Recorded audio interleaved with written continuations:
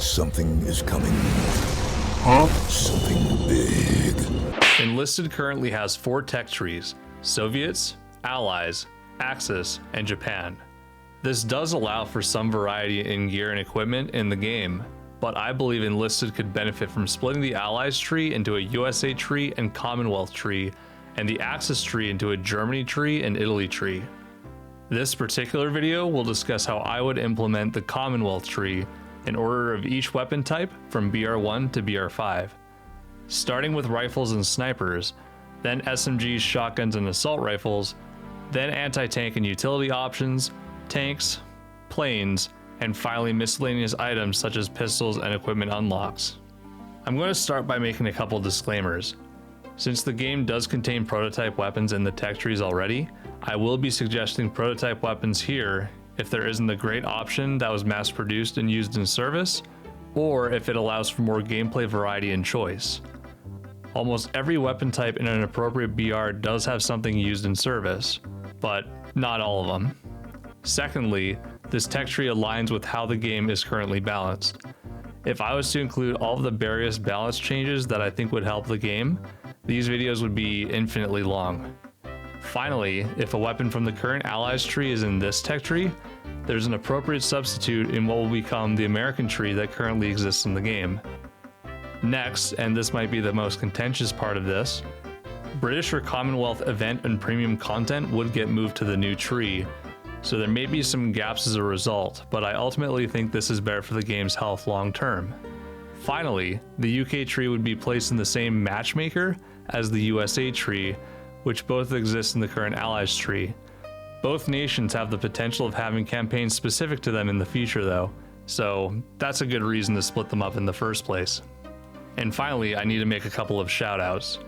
The first one's going to go to the VICKERS MG Collection and Research Association, as a lot of the specific information here was found on their Patreon collections for this video. Please make sure to subscribe to them there, as well as their YouTube channel. I also do reference a lot of Forgotten Weapons content, so even if 99% of you are already subscribed to their channel, the other 1%, yeah, you should go and subscribe to them. Now, without further ado, let's get started with Commonwealth rifles. The reserve rifles of all nations is typically a rifle that was fielded in a decent quantity. Therefore, I chose the pre-existing Enfield P14E as the Commonwealth reserve rifle. The stats aren't great, and they shouldn't be for this type of rifle. However, the first unlock is something of a duplicate, since there are limited service rifles to pick to fill up the tree a bit. The Enfield P14W is essentially the same rifle, but instead of being manufactured by Edison, this rifle was manufactured by Winchester. Supposedly, of the 3 manufacturers of the Enfield P14 rifle, the best ones were the Winchester manufactured rifles, following those manufactured at Remington, and finally the British domestic ones at Edison. Following the P14W is the Lee Enfield India pattern Mark I Star. A rifle from 1905, this weapon would be fitted with modern sling swivels in World War II when it was used by the British Home Guard. It's a carbine, so expected to have lower damage than its counterparts, but snappier characteristics and a faster rate of fire. At BR1, the Commonwealth also gets 2 different sniper rifles. The first is the Enfield P14W 1916T. It's very similar to the premium Enfield P14T, but it uses an offset pattern 1916 scope. The second is the Enfield P14 BSA No. 9T, which features a unique front-mounted optical and peep sight. As for potential premiums, we could see the P42 or simplified rifle being used. Essentially, it is a P14, but much faster and cheaper to produce. It is slightly lighter and would boast a marginally better fire rate and reload speed than the P14. I would also consider the NCZ, or the New Zealand carbine. Moving on to BR2, things are going to look very similar to the rifles in the current Allies tree. In sequence, BR2 contains the Ross Mark III rifle, the SMLE Mark III, and the Lee Enfield No. 4 Mark I. However, folded within the SMLE Mark III is the addition of the Lee Metford MLE Mark I rifle. It acts like a slower firing, harder hitting Lee Enfield, with 27.3 upgraded damage instead of 25.4. For another flavor pick, folded with the Lee Enfield No. 4 Mark I would be the Lee Enfield No. 5 Mark I Jungle Carbine, which saw use in the last year or so of World War II in Asia against Japan. The Commonwealth also get access to the Farquhar Hill Model 1911 semi-automatic rifle, a weapon supposedly used in small quantities by the Royal Flying Corps during World War I. As I believe the Fedorov M1912 should be the new standard for semi-automatics at BR2, this weapon gets the same 15.3 upgraded damage and 350 rate of fire. And yes, of course, at some point the other tree should get something like this as well. As for the sniper rifle, there is a Canadian Ross Mark III Warner & Swayze. It's your typical Ross rifle, but with an offset scope, and you can reload with a stripper clip. Overall, this sniper is pretty strong for aggressive play, since the scope comes with few downsides to its regular rifle counterpart. Potential premium rifles include the Ross semi-automatic prototype rifle from about 1915, featured on the Forgotten Weapons YouTube channel. Other Lee Enfield and Ross rifle derivatives from World War I could also be used here.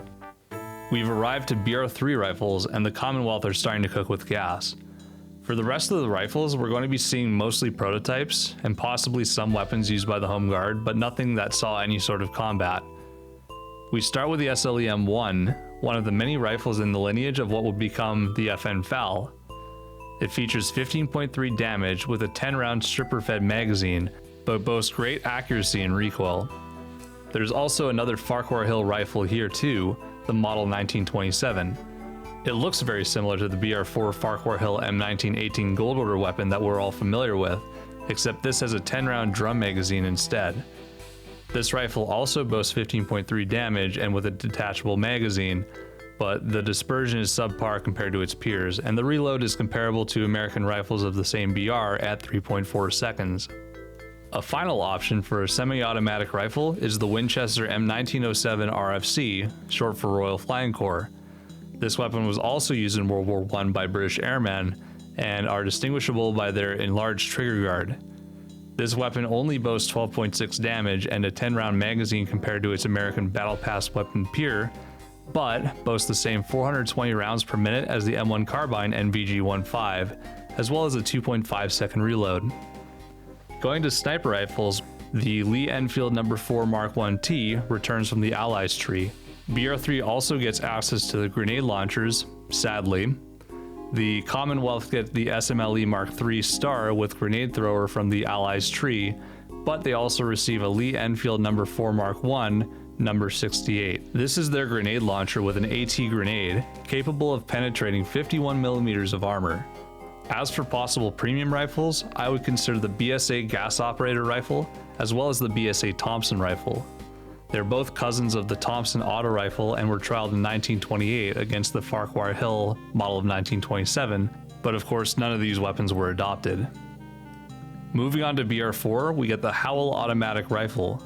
This is a semi-automatic conversion of the SMLE rifle and was used by the British Home Guard, and could be loaded with either a 10-round or 20-round magazine from the Lee Enfield. Ugly but dependable, this gun would have comparable stats to the SWT-40 or the ZH-29. The second BR4 rifle is the Canadian SLR-1. This design completed with the SLEM-1 from BR3 as a semi-automatic rifle chambered in 7.92 by 57mm for the British military, ordered in 1943. It would eventually develop into an automatic rifle in the post-war era that would compete with T-20 derivatives and the British EM rifles, but it was never adopted. The SLR-1 is semi-automatic and fires from a 20-round magazine. Its stats would be pretty standard for BR4, and while the 20-round magazine is advantageous, there have been Gold Order weapons with similar capacities in the past, such as the SVT-40 Bubnov drum and Farquhar Hill M1918. Speaking of the SLEM-1, a sniper variant exists here at BR4. Like other newly suggested snipers from before, the scope is offset to the side, meaning this sniper is loaded with stripper clips, and the iron sight picture isn't obstructed. As for a premium rifle, in addition to the Farquhar Hill, I would consider the Electrolux Charlton a semi-automatic conversion of the SMLE Mark III rifle by Australia. A handful of these conversions were made, but none ever saw service. They could use the same 10-round SMLE detachable magazines as the gun they converted from, but event or battle pass versions can be added to the game with 20-round SMLE magazine or even a 30-round converted Bren magazine. And at last, the cream of the crop are at BR5. The first fully automatic rifle that the Commonwealth can unlock is the South African Reader automatic rifle. It is a conversion of the SMLE Mark III rifle to fully automatic only with a 20-round SMLE trench magazine. Now, the tricky part is the cyclic rate. I did as much digging as I could, and the only consistent value I could find was 250 rounds a minute, but that seems very slow for the system. In trials, it's described that single shots could be fired by releasing the trigger quickly, and that suggested that the eye guard could be used for fitting an adjustable aperture sight to offset the possible difficulty of aligning the service sight caused by the rapid vibration of the rifle. These statements are enough for me to believe that the rate of fire would be closer to about 450 to 500 rounds a minute, and the 250 rounds included reloading of the weapon. In the context of Enlisted, even when upgraded to 500 or 550 rounds a minute, this is still a relatively slow rate of fire, but the weapon would be extremely controllable. As for something of comparable output to the select fire rifles of other nations, the Charleston automatic rifle can be used. Now, I know what you're thinking, it's already in the game. And yes, you're right, the Lee Enfield conversion is the rifle seen as the BR2 event machine gun squad, but there was also a Lee Metford conversion variant with some minor differences. Both weapons also had the same cyclic rate of 700 rounds per minute, 770 rounds per minute upgraded. As with every other Lee Enfield family rifle or a modification of them, there's an option for 3 different magazines, the 10-round, 20-round, and 30-round magazines. Now, I've only seen historical pictures with the 10-round magazine or the 30-round magazine, but obviously the 20-round trench magazine makes the most sense here from a balanced perspective. And going back to the Reader automatic rifle, there weren't any changes made to the top of the weapon, so a domestic periscope prism company optic could be added to create the Sniper Reader automatic rifle as a BR5 sniper option. For a premium select fire at BR5, the Canadian Ross machine rifle prototype built at Quebec Munitions Incorporated could be the answer here. We can see the gas system is borrowed from a likely earlier prototype seen in this Forgotten Weapons video, and while information is hard to come by, I can see it showing up at some point. The first SMG that you can unlock in the Commonwealth tech tree is the Sten Mark I, which is followed up immediately by the Sten Mark II that currently exists in the Allies tree. The Sten Mark I differs from the Mark II by having better dispersion but higher recoil stats than its counterpart. They would act as side grades that are pretty similar but give a bit of choice to the user. The Commonwealth also gets a shotgun at BR1, the Holland & Holland double barrel shotgun. It would perform similarly to the M30 Luftwaffe drilling in the Axis tech tree, as well as the TOS-B in the Soviet tree.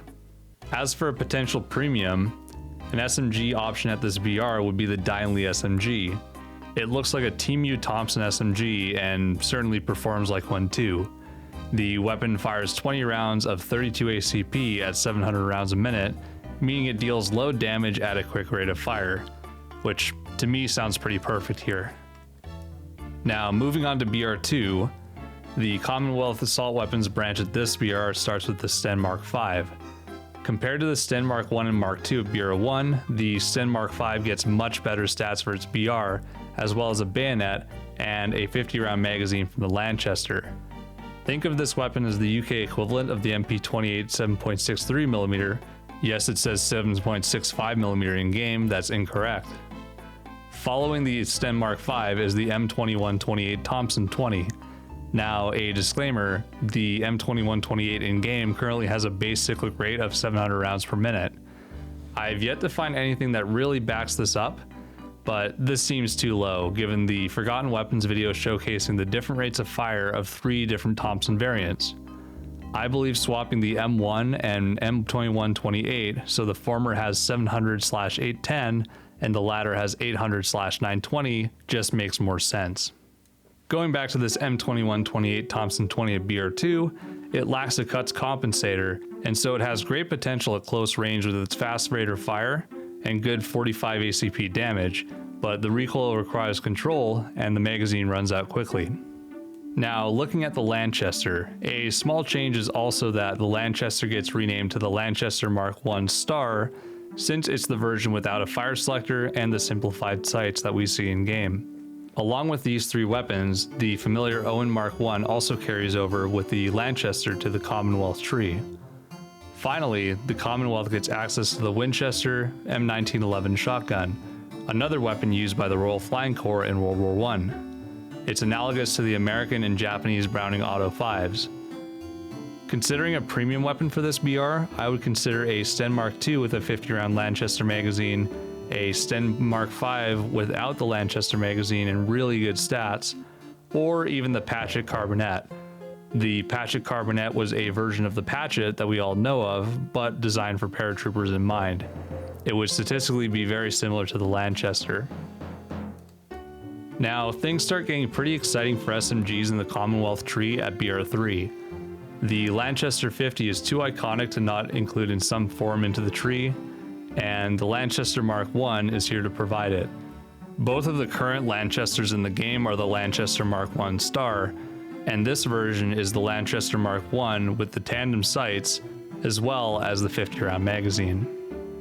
With that in mind, this just gets named the Lanchester 50, and the existing event weapon gets renamed to the Lanchester Mark I Star 50. A version of the BSA M1921 Thompson also makes an appearance in the Commonwealth tree, but this time features a banana magazine to provide 30 rounds of 9mm. At a rate of fire of 750/860 rounds per minute, this weapon performs similarly to the ZK383 in the Axis tree. Finally, have you ever wanted to pretend to use an MP40 but it was actually good? The Urek Mark I might seem like it's having an identity crisis, but it's very much its own weapon. The weapon could use Sten or Lanchester magazines, and at BR3 you can use the version with the Sten mag. 32 rounds of 9mm with a 900 or 1040 RPM rate of fire. This weapon directly competes with a Type 100 Late and PPSH-41 box in terms of sheer firepower. However, the recoil and dispersion of the Type 100 Late is slightly better, and the PPSH-41 box has more ammunition and a higher rate of fire. All in all, a very spicy option indeed. The Lanchester Mark I Star 50 is already a gold order option here, so let's consider the Mitchell Carbine number 4. It has a 32-round magazine and fires at 700/810 rounds per minute.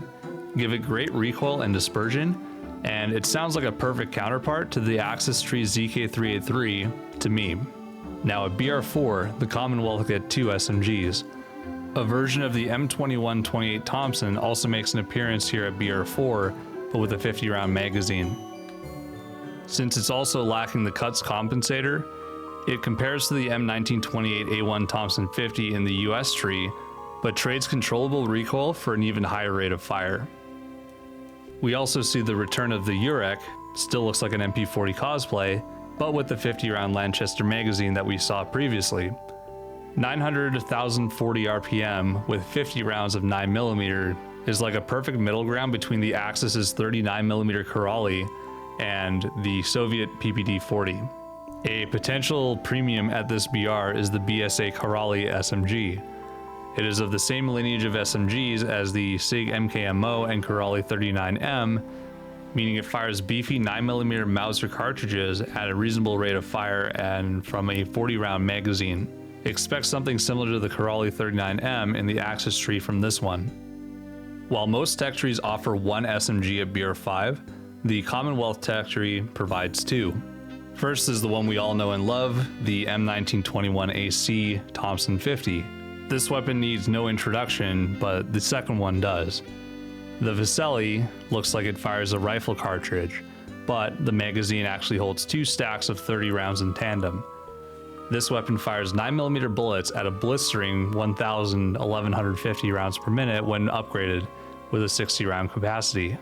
This easily competes with a PPSH-41, having better damage with the same cyclic rate, but with a lower ammo capacity. But you want to know, what kind of assault rifle does the Commonwealth tree have? The weapon in question is the Brøndby LMG, a Danish weapon trialed by the British in 1938. It features selected fire capabilities and fires a 6.5 by 58 millimeter cartridge from a 15-round magazine at 660 rounds per minute. This weapon would sit somewhere between the Fedorov Avtomat and the Scotty Naval. It may be lacking in magazine capacity, but this weapon would have the same 13.9 damage and have a similar reload to the 39M Corrali. Aside from this weapon, or something boring like a captured STG-44, I just simply wasn't able to find another assault rifle that could have fit better. If you think you know of something better, please let me know about it in the comments.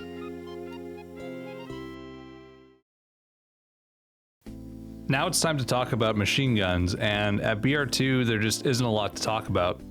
I would take all of the current BR2 examples from the Allies tree and just place them here. Vickers birth year, Bren Mark 1, Bren Mark 2. The only change? Folder the Bren Mark 2 behind the Bren Mark 1, make the grind a little bit friendlier. A potential premium MG at this BR could be one of the BSA Lewis conversions using a vertical magazine similar to the Bren or the ZB26, specifically the BSA Lewis Model 37 or BSA Lewis Model 40. BR3 for the Commonwealth tree would have two similar options for unlocks. First is the Lewis Gun Mark 1 Star. Since the Lewis Mark 1 without a star is already taken as an event weapon, the Lewis Mark 1 Star gets used in the tech tree instead.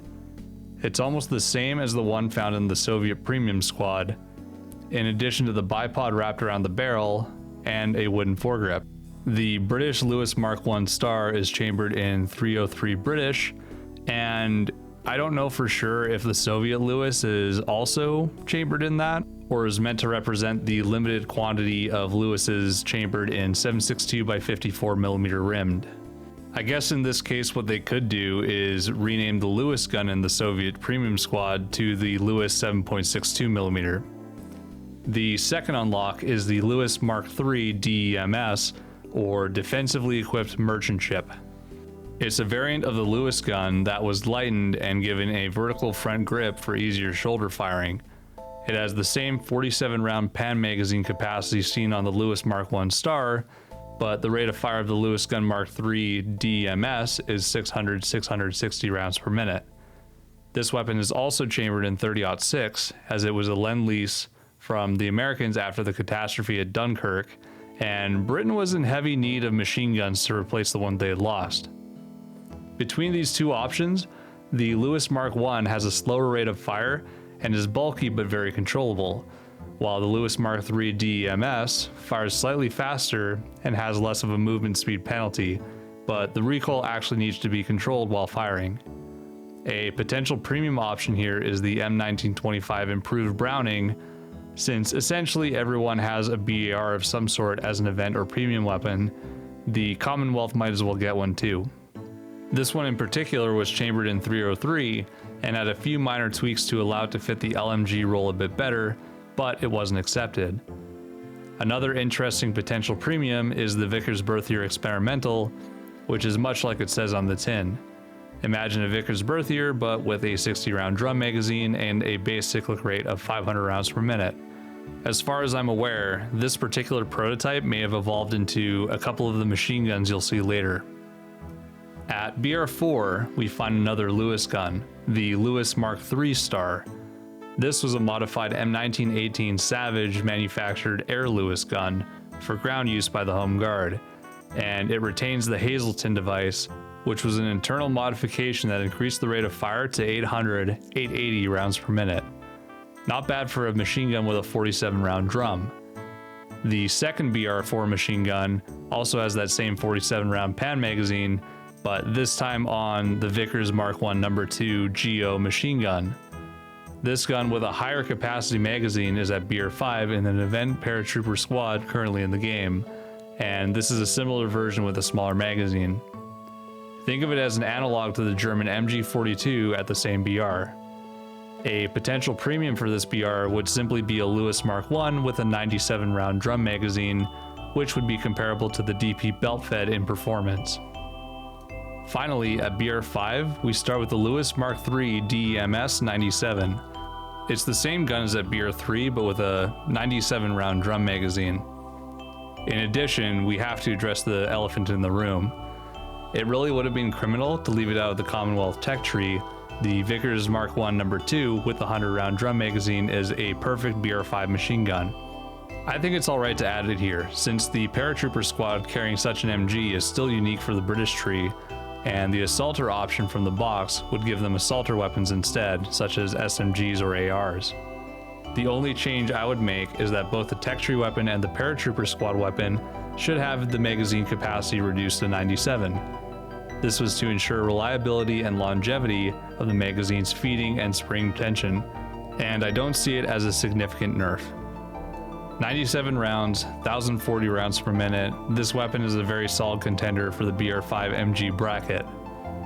If this is still too low of a rate of fire for you, the Beardmore Farquhar M1924 is a second BR5 machine gun that you can unlock.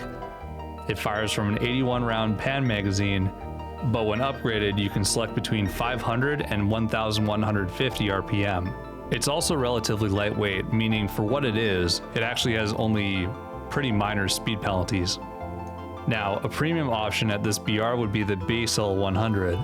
This would pretty much be the Pokemon evolution of the Bren 100, since it fires at 660 rounds per minute. It's the same as the Lewis Mark III DEMS 97, but has a bit more quirkiness to it. It'd be very comparable to the Maxim Tokarev, but with a big old cobweb sight.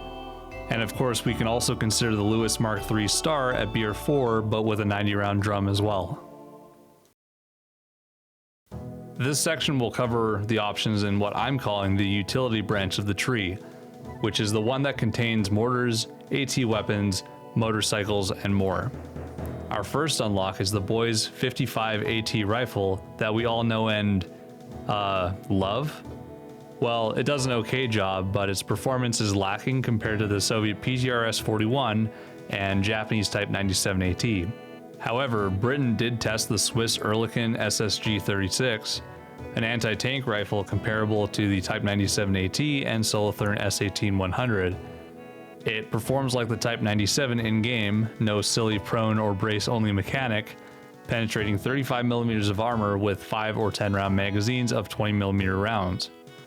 The Commonwealth also get access to the Kleino Vickers MG motorcycle, mounting a Vickers heavy machine gun. To round out the Commonwealth's utility options at BR 1, they get the 2-inch mortar currently in the Allies tree. As no surprise to anyone, we can find the Piat launcher here in the Commonwealth tree. Compared to the M1 bazooka, it has a shorter range and lower velocity, but more penetration and a larger explosive. The Commonwealth also unlocks the Bedford QL APC, providing comparable utility and maneuverability to the American Studebaker 6U1. As for premiums, the Universal Carrier is of course an event vehicle, so to provide the Commonwealth with a premium APC, I believe the Lloyd Carrier is a fun compromise. It has very similar performance to the Universal Carrier, but it is only equipped with a Bren machine gun and no Boys AT rifle. At BR3, we start with the first British flamethrower, the aptly named Flamethrower Portable No. 1. All BR3 flamethrowers have the same stats, and this weapon is no exception. This is actually the flamethrower used by the recent event British Flamethrower Squad, and is actually misnamed. As for this BR's anti-tank weapon, this might be a weapon you're familiar with, the RCL 3.45-inch Mark I. The heat shell developed for this weapon penetrated 120mm of armor, which is perfect for a weapon at this BR. It also has great velocity at 180 meters per second compared to the M9 bazookas at 120 meters per second, which is technically too fast for the projectile it fires. That will be addressed in a later video. We saw that the Commonwealth received the Flamethrower Portable No. 2 Mark I at BR3, and they get the No. 2 Mark II at BR4. This is the same flamethrower present in the event 132 Infantry Brigade Flamethrower Squad, but the name is incorrectly mistaken with the flamethrower at BR3. The ML 3-inch mortar is also unlocked here, with comparable power to the German KZ 8cm GRW 42. As for anti-tank weaponry, things get a little interesting here. See, we get another version of the RCL 3.45-inch launcher from BR3, but instead of a heat projectile, this version fires high explosive squash head. The way this projectile works is that its effectiveness is not affected by slope. outside of ricocheting off very extreme angles. When it hits a surface, it blows up and scabs the opposite side of the plate it hit, turning the enemy crew into mist. What does this mean for the player? Instead of aiming for a flat piece of thick armor like other armor-piercing projectiles, you find the one with the lowest base thickness. If it's a Tiger II-H or a Ho reproduction, you might actually want to shoot the upper frontal plate. This Hess shell is effective on armor up to 160mm thick, and the Tiger II and Ho Re have 150mm and 120mm of armor here, respectively. May this weapon help you slay those steel giants. The first tank available to unlock for the Commonwealth tech tree is the VICKERS Mark VI C light tank. It mounts a 15mm BISA and very thin armor, but it has decent mobility. Think of it like a British Panzer II. After this is unlocked, you can research the A13 Mark II as well as the Daimler Mark II, both of which are already in the Allies tree. The final unlock for BR1 is a vehicle very similar to the American M5A1, the Stuart 6. Good mobility and decent sloped armor. The gun has high penetration, but poor post-penetration performance. A potential premium vehicle at this BR is the A25 Harry Hopkins, a domestic light tank prototype with very similar protection and mobility to the Stuart 6 with a 2-pounder gun. The British Commonwealth tree has two familiar tanks at the beginning of BR2, the Grant and the Crusader. They're obviously familiar, but we can add 2 more vehicles to the mix. The Staghound Mark III is an armored car with a Crusader turret and 6-pounder gun. Think of this as a British Puma. Gaijin can also add the Churchill Mark I at the end of BR2. It would have top of its class protection and a solid howitzer on the front of the hull, where the main downside being a 2-pounder gun in the turret. Very much a min-maxed option here. If you want a premium tank at BR2, my pick is the Coventry Mark II armored car. It has great mobility and a 75mm gun, but like the M24 Chaffee at BR2, it lacks explosive filler in its AP shells. And unlike the M24 Chaffee, while it has wheels, it lacks a 50 cal on top of the turret. A true glass cannon. Just as BR2 ends with the Churchill 1, BR3 begins with the Churchill 4. It gets a weapon and armor upgrade compared to its predecessor, but it's still pretty sluggish. If you have the Churchill 3 premium tank, the performance of this vehicle is near identical. However, for the BR3 Commonwealth vehicles mounting the 6-pounder, they would also get access to an APDS shell. Like the 17-pounder's APDS, it has little post-penetration damage, but up to 177mm of armor penetration does allow you to damage the strongest tanks you face in any situation, though it will probably take a few shots to eliminate the crew. If you want something a little bit more mobile, the Canadian Ram 2 also makes an appearance here. It's similar to the Sherman, but boasts the 6-pounder, as well as twin MGs and a small turret on the front of the hull. Now if you want an actual Sherman, the Sherman 2 from the Allies tree is present within this tech tree. Unfortunately, the British M61 shot did not use explosive filler, but instead has slightly better penetration at 103mm. Finally, players can choose the A27 Cromwell. It has great mobility and decent armor. The APDS does provide great armor penetration, but the APC and APDS shells still lack explosive filler, and the HE shell is relatively underwhelming. Truly a specialist vehicle that can perform well with some mastery. For a premium tank in BR3, I would add the Valentine Mark 11 tank, but don't let the light tank designation fool you. It has similar armor protection to a Sherman tank, and a similar gun too. However, like the Sherman 2, it only has AP shells without filler, HE, and smoke shells. Now, the Churchill 4 at BR3 has pretty strong armor, but it's instantly eclipsed by the Churchill 8 at BR4. It has 152mm of frontal armor in addition to a 95mm howitzer, a weapon very similar to the gun on the Electo Event Tank Destroyer. I know the Churchill 7 is already in the game now too, but it kinda sucks. Maybe folder these two together? If speed and anti-armor capabilities are more your thing, the Comet 1 is a great option. The 77mm HV gun is comparable to the American 76mm M1, though the APDS can penetrate up to 217mm of armor. If you like the A27 Cromwell from BR3, this vehicle fits the same playstyle. If you want something more Oz, the AC4 Sentinel is also available. It has the 17-pounder gun, but it doesn't have APDS available. It also boasts very good armor with comparable protection to the German Panther tank. If you want a 17-pounder with APDS available at this BR, look no further than the Sherman 5C Firefly. The stats are very similar to the Sherman 1C Firefly premium tank. Compared to the AC4, this vehicle has much less effective armor. A premium tank option at this BR is the A30 Avenger. Think of it as an experimental British cousin to the M18 Hellcat. Good armor penetration with a 17-pounder gun, okay armor protection, and very good mobility. However, the open top turret has pretty good cover. Don't expect your crew to die from gunfire from sneaky enemies climbing onto your tank. Continuing the trend of mobile cruiser tanks available to the Commonwealth tree in BR5, the pinnacle of these is the Challenger. It consists of a lengthened Cromwell platform with increased armor penetration and a new turret mounting the 17-pounder gun. This 17-pounder, like all BR5 17-pounders, does have access to APDS, and it sits on a very flexible platform to boot.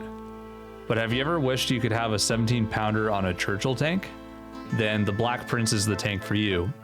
It has similar protection to the Churchill 7 and 8, but with much stronger firepower.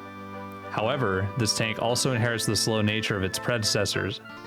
If the 17-pounder isn't enough firepower for you, the Canadian Ram 3.7-inch GC should satiate your needs.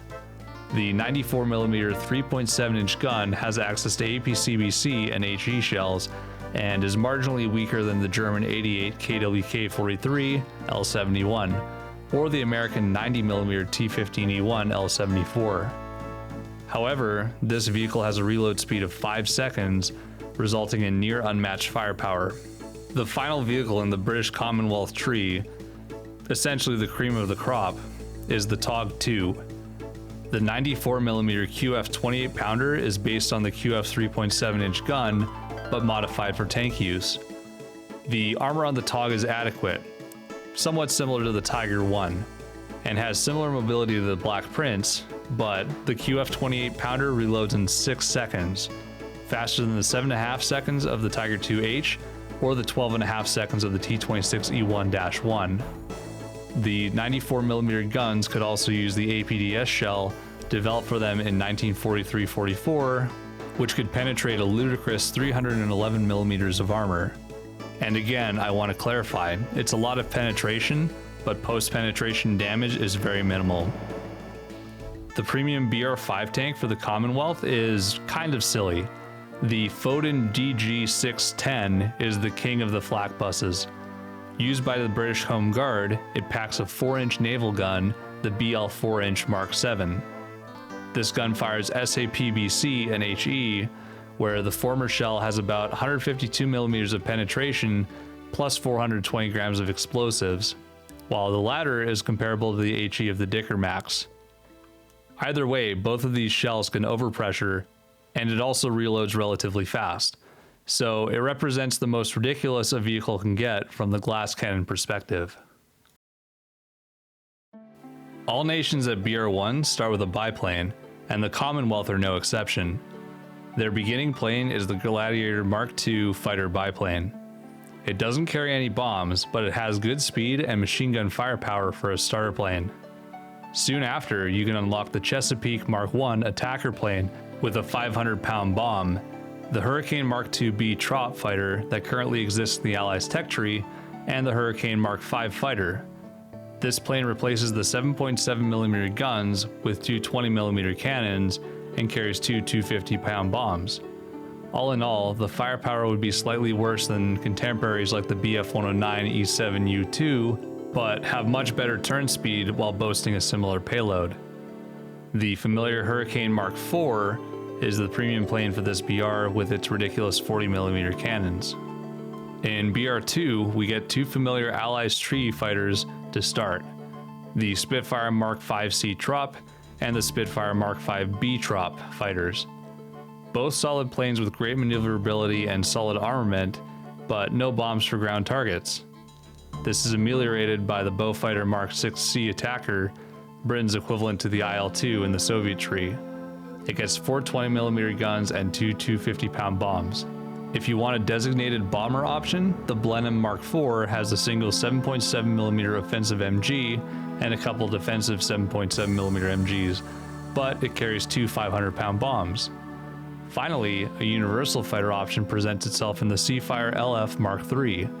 Similar in performance to the Romanian IAR-81C and the Soviet P-40E-1, this plane boasts comparable firepower and payload, but trades the top speed for a tighter turning radius.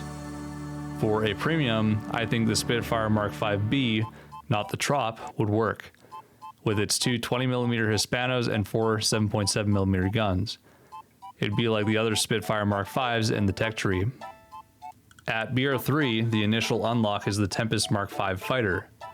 Compared to the American P-51D5, it has a similar top speed and maneuverability, but trades a lack of bomb payload for 4 20mm cannons.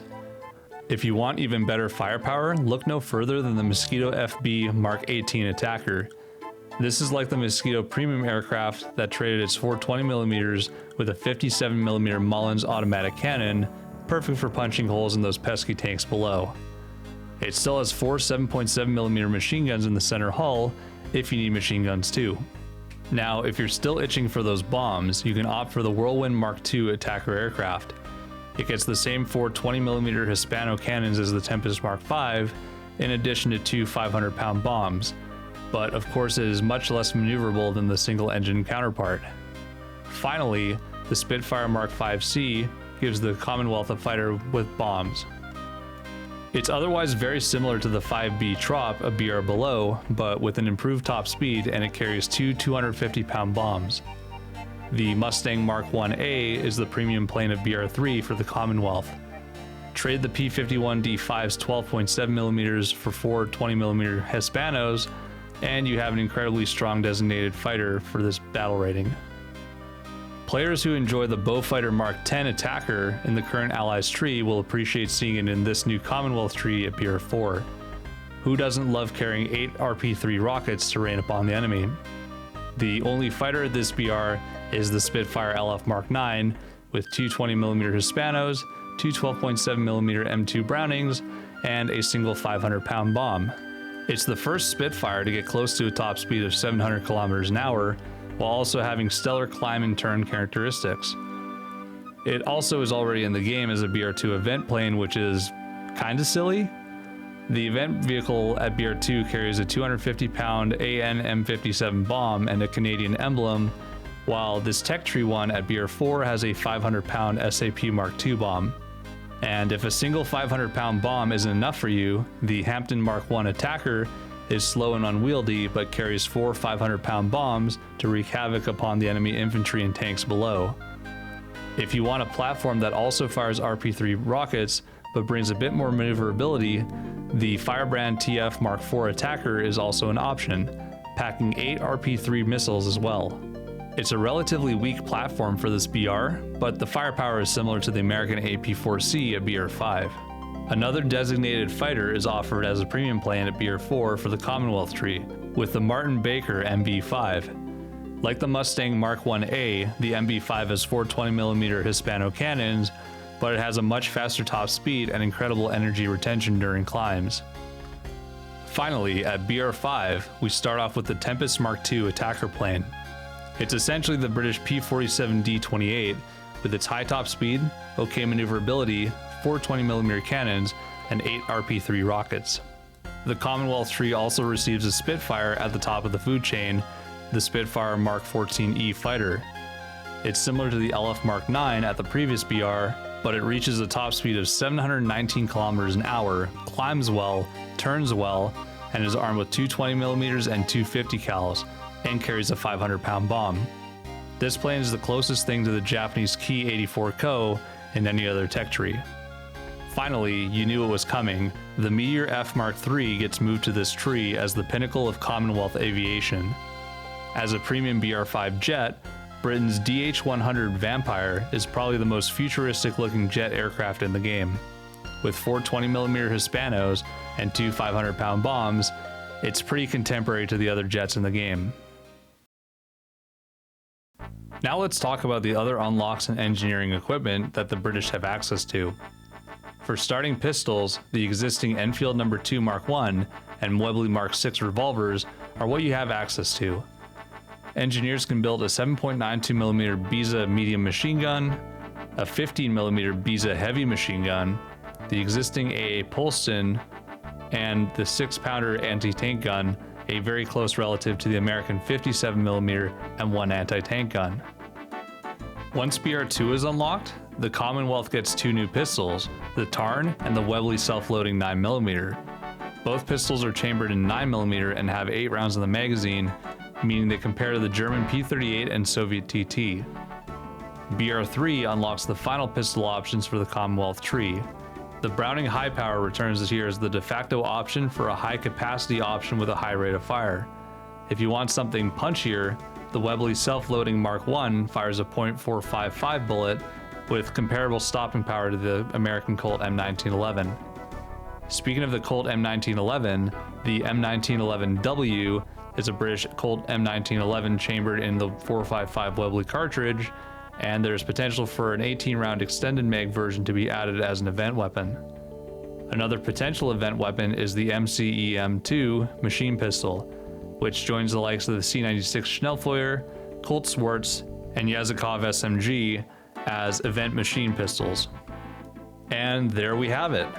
That's how I would extrapolate a Commonwealth tech tree into Enlisted from the existing Allies tree.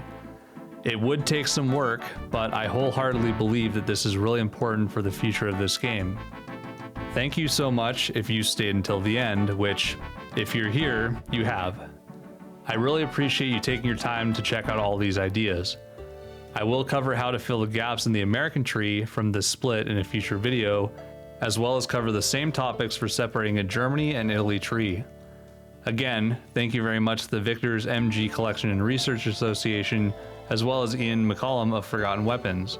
Without your work, I couldn't have put in as much deep research into the topic to pick the best options as I could, and present the work to the level that I have either. Now, if you believe that this should be added to Enlisted, I would like to ask a couple favors of you. First, please make sure to like, comment, and subscribe to this video. I know you guys hear it a lot, but it truly does help. Second, if you have the option to hype up this video, then I urge you to do so and get more people, possibly even the developers, to see it. Finally, the developers don't consider suggestions for the game outside of the official forums, so please make sure to take either individual items or this entire concept to the forums and create a topic. And feel free to reference this video if you'd like. With your help, I think that all of the cumulative attention to this could really bring it to the attention of the developers, and hopefully we've done some work for them in the process. Thanks again to all of you, and I will see you all in the next video. Bye-bye.